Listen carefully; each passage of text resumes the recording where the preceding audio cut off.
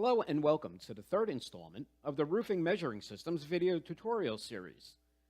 In this tutorial, we will learn the following: how to purchase, edit, and cancel additional user licenses for your employees.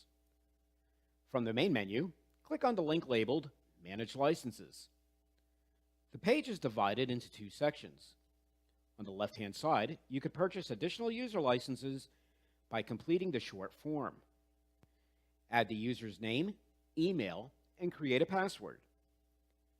Don't forget to check the two boxes acknowledging you accept the terms of service and also acknowledging that your credit card will be charged automatically for the new user license. On the right-hand side, the system will list all of your current and active licenses. The first license listed is your main license. While you can edit your name and password, you cannot change your email, nor can you cancel your main subscription.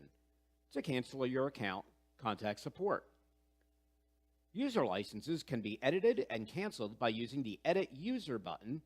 You could also prevent users from logging into the main website by switching the Allow Login toggle. This will restrict user access to the mobile app only. This concludes our video tutorial. If you have any comments, questions, or concerns, please feel free to contact us.